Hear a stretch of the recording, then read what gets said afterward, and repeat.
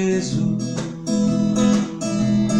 brilho celeste, brilho celeste, enche a minha alma, glória do céu, aleluia,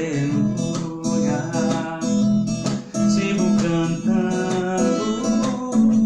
dando louvores, pois Cristo é Deus. Se vejo sombras por toda parte, não adoro, não ocultar, pois Cristo é luz que nunca se apaga. Venha ao seu lado, sempre de andar. Brilho celeste, brilho celeste, enche a minha alma, glória do céu, aleluia, sigo cantando, dando louvores, pois Cristo é Deus. A luz bendita me vai guiando, sempre comigo para a mansão, mais e mais perto, seguindo o mestre, ouço o gozo da salvação.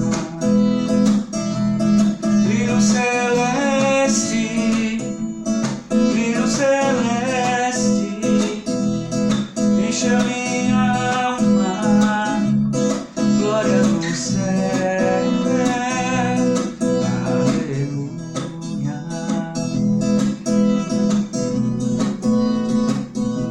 dando louvores, pois Cristo é Deus.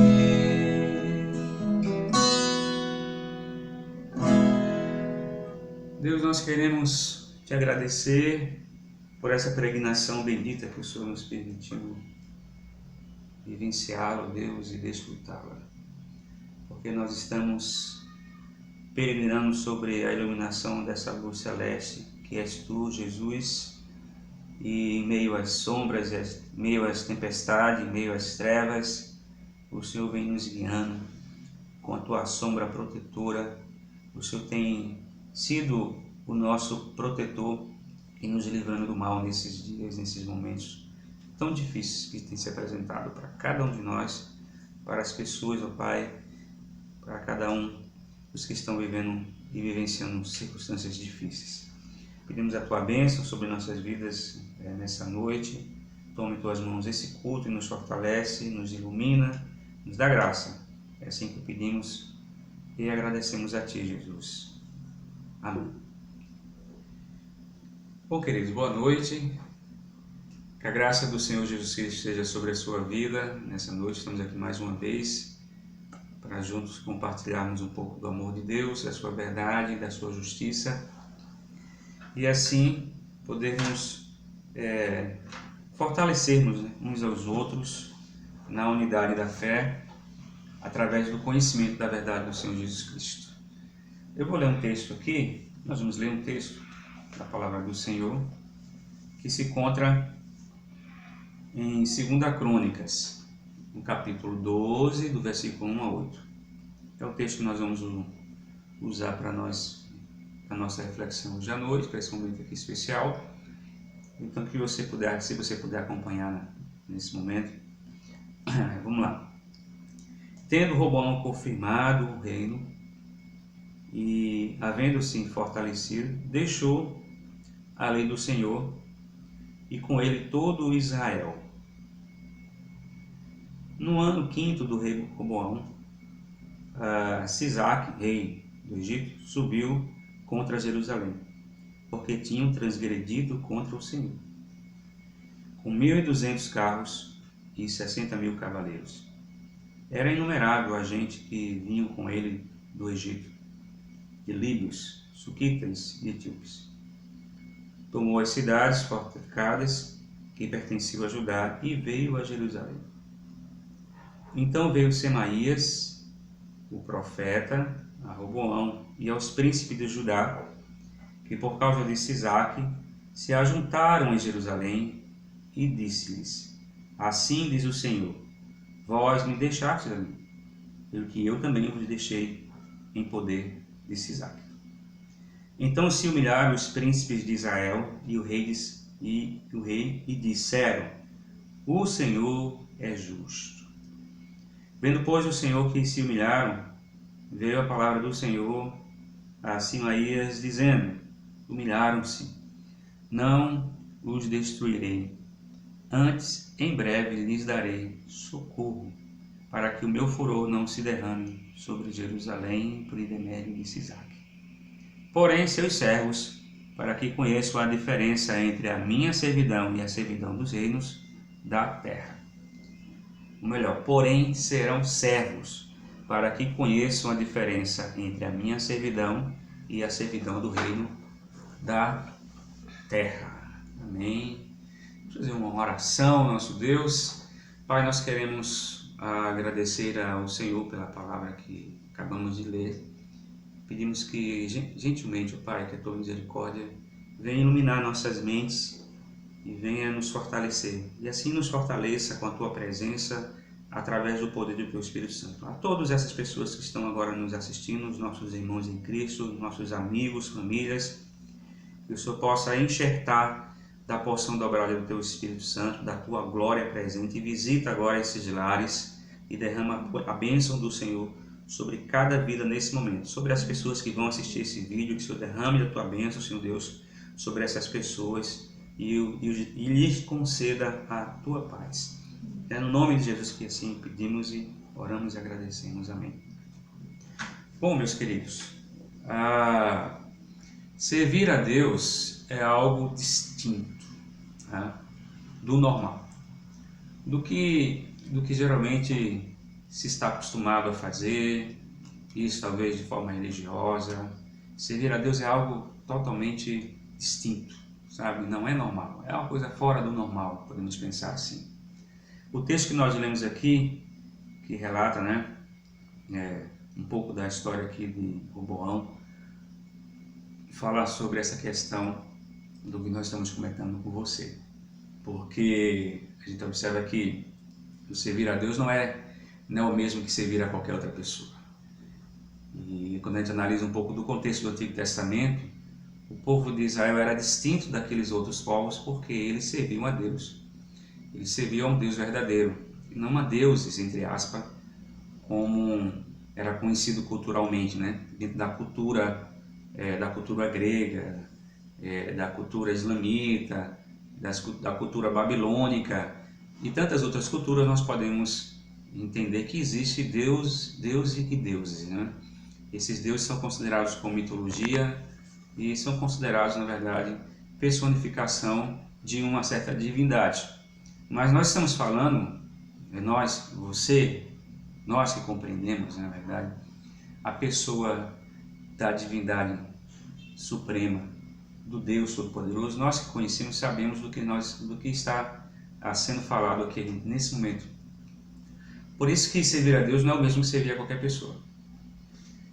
Nós fazemos coisas, nós servimos as pessoas, nós trabalhamos, nós executamos obras, nós realizamos coisas em prol de outras pessoas, até porque existe a ideia de fazermos as coisas em termos de caridade, em termos de serviço, sem interesse pessoal, Entre aspas, podemos falar assim, apenas com um idealismo, com um ideal, com a vontade, um desejo de servir as outras pessoas e ajudar.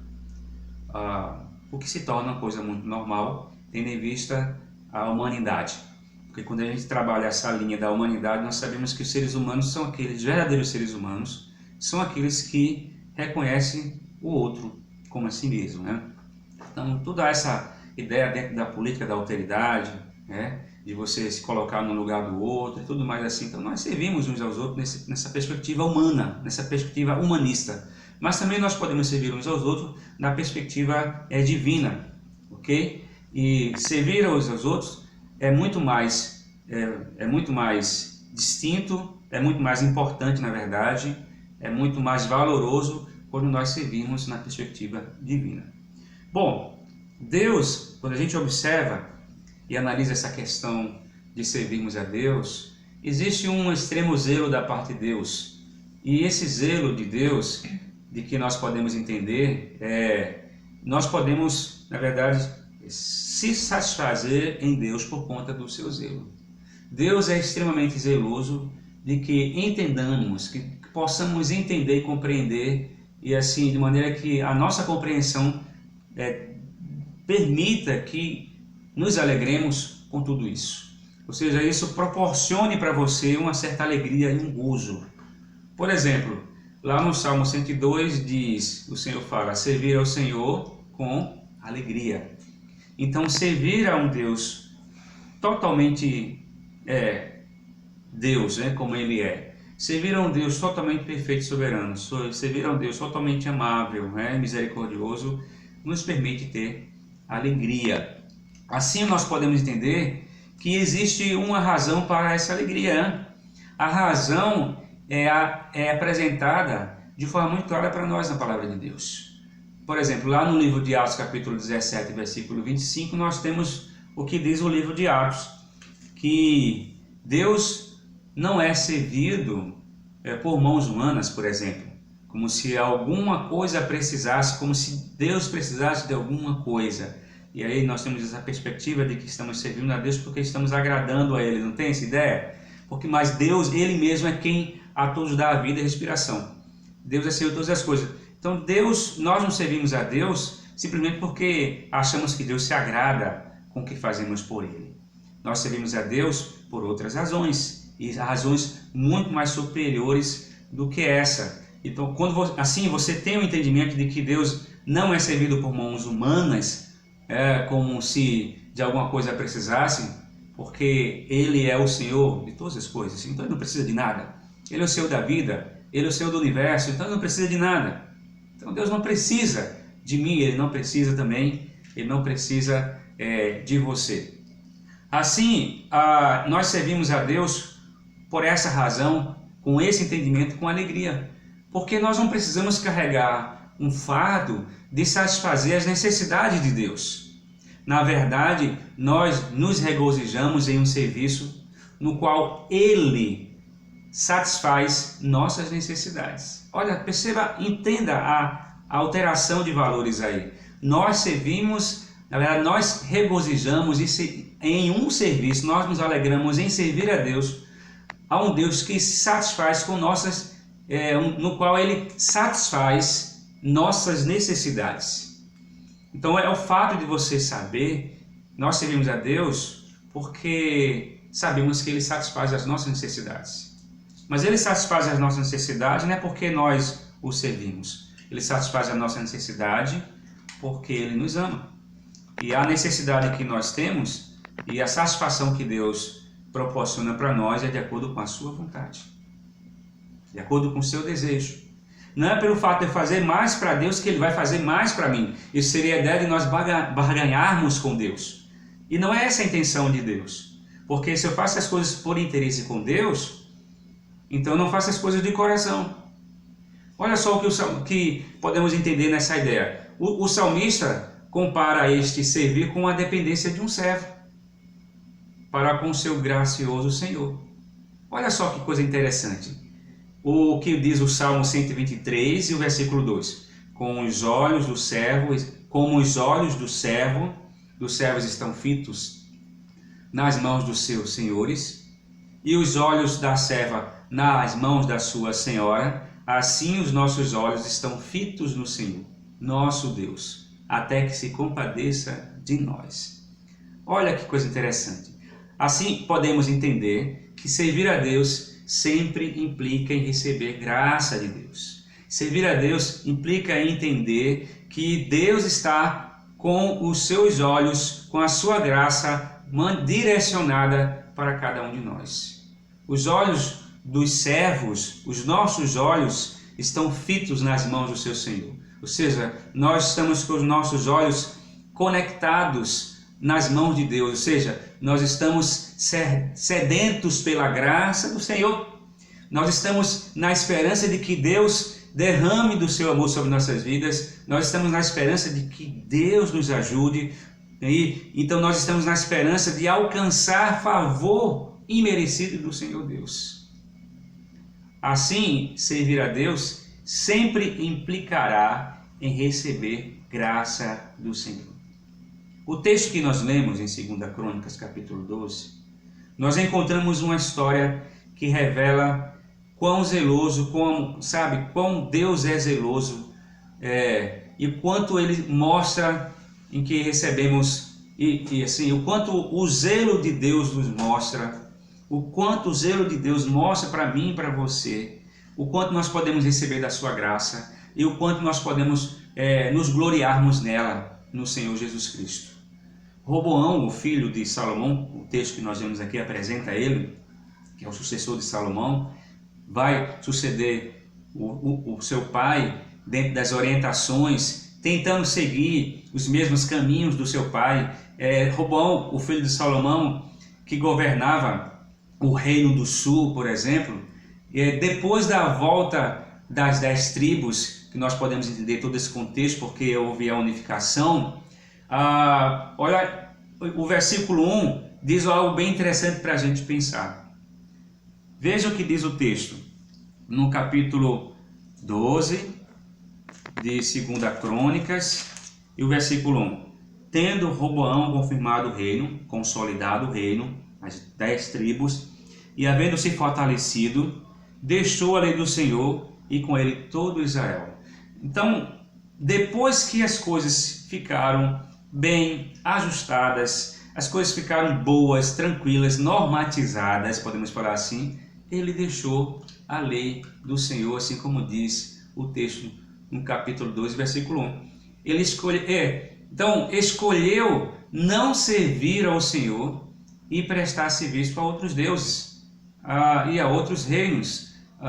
Isso no contexto de Roboão. Mas nós vamos trazer essa ideia para os tempos de hoje. Observa bem, nós estamos aqui nesse contexto de pandemia, estamos desesperados, ansiosos para que o Senhor reconsolide todo novamente, para que a normalidade, entre aspas, volte, para que possamos voltar à nossa vida cotidiana. E então, a partir daí, nós podemos perceber que estamos numa dependência de Deus. E um outro ponto para a gente analisar, que depois que Deus conciliar todas essas coisas, será que nós vamos permanecer nessa mesma euforia com Deus, nesse mesmo serviço, nessa mesma dependência de Deus?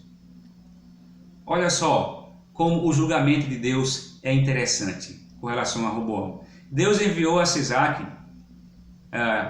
ao rei do Egito, como diz o texto, contra Roboão, com 1.200 carros e 70.000 cavaleiros, como diz o versículo 23. Mas por que ele fez isso? Por que Deus fez isso? Porque Roboão se afastou de Deus. Só que, apesar disso, Deus foi misericordioso. Porque em sua misericórdia, Deus envia um profeta, que é Semaías, e com a mensagem de possibilidade de reconciliação com Deus e de arrependimento. Como diz o versículo 5 aqui. Então veio Semaías, o profeta, Roboão, os príncipes de Judá, que por causa de Sisaque se ajuntaram em Jerusalém, e disse-lhe, assim diz o Senhor, vós me deixaste, pelo que eu também os deixei em poder de Sisaque. É interessante a gente pensar um pouco nessa ideia aqui do texto que lemos. Se pudéssemos fazer uma comparação, uma análise de tudo que está acontecendo conosco, poderíamos dizer assim, realmente tudo isso está acontecendo conosco é porque nós nos afastamos de Deus. É porque a humanidade virou as costas para Deus. É porque o ser humano se distanciou de Deus. Nós podemos pensar dessa forma e através dessa argumentação dizer, realmente esse é o ponto. Nós precisamos nos arrepender. Nós precisamos voltar a Deus. De fato, essa é uma realidade. Esse é um fato. Nós deixamos de servir a Deus para servir os nossos próprios interesses. Nós deixamos de fazer a vontade de Deus para fazer a nossa própria vontade. Quanto nós perdemos com o tempo? Quanto tempo nós não perdemos diante de Deus, na verdade, durante esse período todo? E agora nós querendo recuperar esse tempo. O Senhor nos dá uma mensagem através de tudo isso que está acontecendo. É possível compreender o que Deus quer falar para mim e para você através dessa figura, através dessa metáfora, através dessa realidade que estamos vendo, ok? Que podemos ter um entendimento de uma interpretação de tudo o que está acontecendo conosco. Só que o resultado, voltando para o texto aqui, o resultado feliz dessa mensagem feita para Roboão e os seus príncipes é que eles se humilharam, eles se arrependeram em arrependimento e disseram: o Senhor é justo. Ou seja, Deus tem razão em fazer isso conosco. É compreender e perceber que houve da nossa parte, o que houve da parte deles, um erro. E o erro foi se distanciar de Deus. Durante toda a Bíblia, desde o Antigo Testamento, o Senhor chama o seu povo de volta, as suas ovelhas de volta para o seu aprisco. O Senhor sempre chama e conduz o seu povo de volta. É interessante perceber isso porque quando o povo está numa situação, de extrema prosperidade, de grande prosperidade na verdade, quando o povo está vivendo momentos de muitas alegrias, a tendência é amolecermos e baixarmos a guarda. Lembra que nós aprendemos terça-feira sobre essa questão de nós estarmos preparados de forma precavida para as outras circunstâncias, não baixarmos a guarda, não é porque as coisas, a bonança, as coisas estão bem que tudo permanecerá sempre bem, porque a vida ela não é assim. A questão é que o que o texto nos apresenta é que nós precisamos entender que Deus é justo. Está aí uma percepção interessante teológica para a gente poder fazer uma breve reflexão aqui. Deus é justo? Existem muitas pessoas que usam desse argumento para dizer que esse Deus que nós cremos não é um Deus verdadeiro, ou seja, que esse Deus não é justo. Quando fazem avaliações, humana, dentro da questão humanística, de circunstâncias e problemas humanos, em que eles olham assim e dizem: tá aí, se Deus existe, por que essas pessoas estão morrendo? Se Deus existe, por que crianças estão morrendo? Então a percepção que essas pessoas têm de Deus é que Ele é um Deus irado e que Ele não é justo. A verdade é que Deus é justo. Nós é que somos injustos e pagamos pelos nossos próprios erros. Nós é que cavamos a nossa própria condenação, se podemos pensar assim, se pudéssemos usar essa metáfora diante de tudo isso.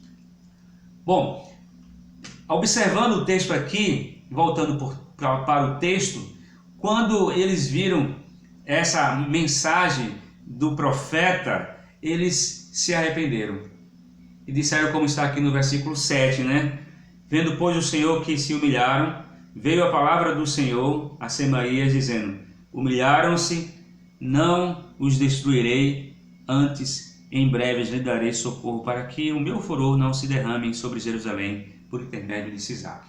Então, quando Deus percebeu que eles haviam se humilhado, quando eles haviam se arrependido, Deus agiu com misericórdia, Deus agiu com graça. Embora, como disciplina para eles, o Senhor acrescentou. Porque às vezes a gente acha, uma das coisas bem interessantes é isso que nós podemos analisar, fazendo uma análise e uma comparação. Nós fizemos alguma coisa errada, nossos pais vão lá e nos corrigem, e aí aquela correção, nossos pais nos perdoam e está tudo certo. Não, após o Senhor nos ouvir e nos perdoar, Ele coloca em prática a sua correção. Como nós podemos ver aqui no versículo 8, que o Senhor acrescentou, o Senhor os perdoou, o Senhor reconheceu que eles haviam se arrependido, que Roboão havia se arrependido, que o povo havia se arrependido, e aí ele diz assim, no versículo 8, porém serão seus servos, para que conheçam a diferença entre a minha servidão e a servidão dos deuses, e saibam o que é me servir e o que é, na verdade, servir a outros deuses, Seria essa a ideia aqui. Como diz o texto, serão seus servos, vocês serão servos, para que conheçam a diferença entre a minha servidão e a servidão dos reinos da terra. Para que vocês saibam a diferença entre me servir e servir a Momon, por exemplo. Para que vocês saibam a diferença entre me servir e servir ao mundo, é que muitas coisas acontecem. Então Deus permite muitas coisas que aconteçam conosco para que haja uma compreensão do todo, do que Deus deseja para nós.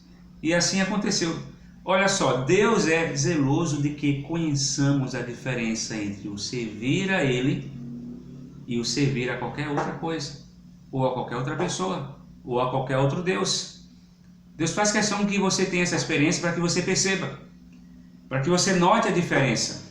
Deus permite muitas vezes que você se enrole com determinadas situações e circunstâncias para que você perceba como é bom esse Deus. Lembra da parábola do filho pródigo, dos 2 filhos? Então aquele filho mais novo pede a sua herança e diz: agora eu vou viver a minha vida como eu quero. Ou seja, agora eu não quero depender de ninguém, vou depender só unicamente de mim e do meu dinheiro. E o que acontece com aquele filho pródigo que sai? Ele se decepciona com a servidão do mundo. Ele começa a perceber a diferença entre estar diante do seu pai, sobre os cuidados do seu Deus, seu pai, do amor e do zelo dele, e a diferença dele estar servindo a si mesmo, ou servindo aos outros, servindo a outros deuses, e vivendo de acordo com a sua própria vontade, vivendo de acordo com o seu próprio destino, como podemos falar assim. Agora, diante disso, qual a lição que nós podemos tirar para nós nessa noite? A lição que Roboão e os seus príncipes tiveram de aprender foi a de que servir a Deus é uma realização alegre. Ou, como Jesus mesmo disse, né? O fardo leve e o jugo é suave. Olha só, uma das coisas que a gente pode pensar, né? Uma verdade clara, né? Servir a Deus é receber, é ser abençoado, é ter gozo e benefício de Deus. Por isso que aquela adoração aos domingos, aquele momento que nós passamos no culto, né? E a adoração por meio da obediência diária, não são um dar para Deus. Isso não é o fato de você estar dando para Deus. Porque nós temos essa percepção, nós vamos ao culto, nós vamos à igreja, e lá nós vamos oferecer a Deus, sim, mas não é simplesmente isso. Mas é um receber de Deus. É muito mais um receber de Deus do que um dar para Deus. Então servir a Deus é muito mais receber de Deus do que dar a Deus. Está aqui um ponto para a gente pensar. Nós estamos ausentes da presença dos cultos presenciais. Nós estamos participando online. Você está aí na sua casa e eu estou aqui na minha casa. Estamos tentando interagir com você. Estamos tentando levar a palavra do Senhor para que você possa se aproximar de Deus e esse servir a Deus no culto possa ser uma coisa prática para ti. Só que muitas vezes não acontece isso. Às vezes você assiste o vídeo, o culto, e é como se você não estivesse no culto. E é como se você não estivesse servindo a Deus. E é como se você não estivesse pronto para receber. E a sua postura diante desse momento que nós estamos agora, nesse momento aqui, é uma postura mais religiosa e mais superficial. Nós precisamos atentar para o detalhe do zelo do Senhor. Embora isso aqui seja uma ferramenta digital, embora eu esteja falando para você numa distância muito grande, mas é você aí na sua casa, no seu lar, junto com a sua família, que vai transformar esse momento em um momento de adoração ao Senhor e não apenas um momento religioso. Para que você entenda que esse é o momento de você receber. Você se coloca diante dele, se prostra diante dos seus pés, na postura de servo, de dependente dele, para receber do Senhor. Porque nada temos a oferecer a Ele. Nada temos.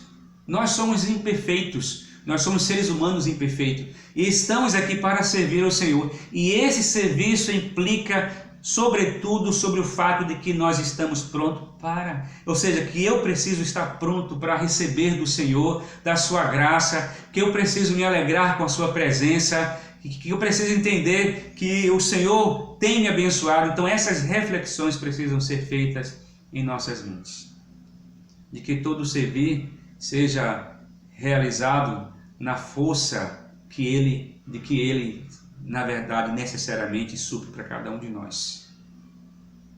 Queridos amigos, irmãos em Cristo, amigos que estão nos assistindo, vocês entendem como isso é tão importante na nossa vida? Porque servir a Deus é algo que vai muito além de apenas uma compreensão física e material. Servir a Deus é algo distinto, que se consolida dentro do seu ser, do seu coração, transformando a sua estrutura, a sua mente, onde ela fica totalmente fixa diante da glória do Senhor Deus Todo-Poderoso, na disposição do serviço a Deus e atento ao que Ele tem para manifestar em nossas vidas. Vamos orar ao nosso Deus agora. Espero que você tenha sido extremamente fortalecido, que tenha servido de bastante clareza para a sua mente esse momento de reflexão e que Deus assim possa ser glorificado na sua vida, meu querido, na sua vida, meu amigo que está nos assistindo nessa noite. Que Deus seja com você e derrame a sua bênção. Deus querido, Pai de amor bendito, glória seja dada a teu santo nome, meu Deus. Nós não queremos nos apartar do Senhor, nós não queremos nos afastar de Ti, ó Deus. Por favor, permite termos essas experiências diárias e cotidianas contigo, ó Deus, para que possamos estar numa postura de servo diante de Ti. Ó Deus, que essa postura de servo se revele diante da Tua presença como sendo agradável a Ti, na verdade, ó Pai.